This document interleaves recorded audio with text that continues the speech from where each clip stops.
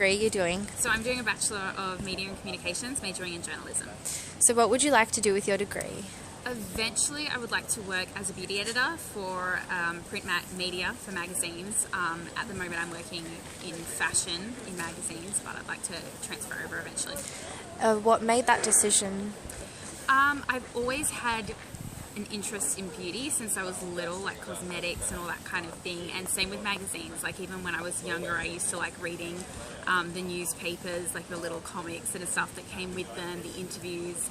And then as I got older, when I was like 7, I used to like save up all my money and buy like Total Girl and all the horse magazines, and it was just always something that I loved. And it wasn't until I was 15 and I used to read Girlfriend, and the first page I would turn to was the editor's letter for the beauty editor, and that was like the best thing ever. And then it kind of clicked that this was something that someone actually got paid to do, and I was like, I have to do that.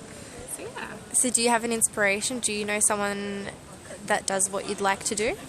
Definitely, I have lots of different inspirations. First of all, Zoe Foster-Blake, I'm a huge fan of. She was a beauty editor and now she's written her own book, started her own skincare line. So that's a big inspiration too, because I think in this day and age you've got to have that variety of talents to really make money and to really have a career. You can't just do one thing.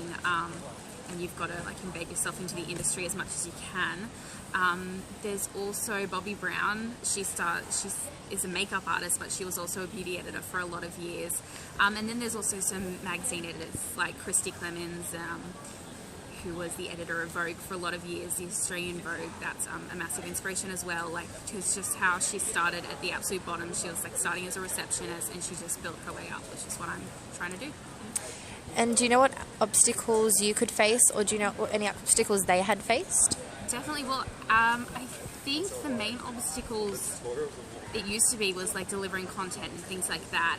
But now I think the obstacles are changing because this whole environment, the dynamic of communications and media is changing. So the way we get our information is different. The way we promote ourselves is different. But then also the big challenge right now is standing out from the crowd at the end of the day. Like there are hundreds of people who want to do what we want to do, and we've got to show that we're going to be the best at it.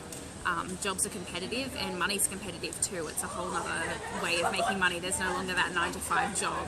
You've kind of got to be across all the different platforms and promote yourself and things like that. Other challenges, I guess, too, competing with the celebrity industry at the moment as well. There's like that whole thing. There's no longer, with the authors, people don't want to see their content, they want to see their lifestyle, which is, I think, why blogging has become such a big thing, because people want to associate with that celebrity lifestyle and who has the flashiest things and all that kind of stuff. They want to read that kind of content instead of just like a tutorial or a how-to. They want to know what you're doing after that. So I think that that's a big challenge, trying to keep up with that and remain relevant because it's just changing all the time. Yeah. What was I say for challenge? There's another one. I can't think of it. That's all right. That's really good. It's all right? Yeah, thank you. I'll probably think of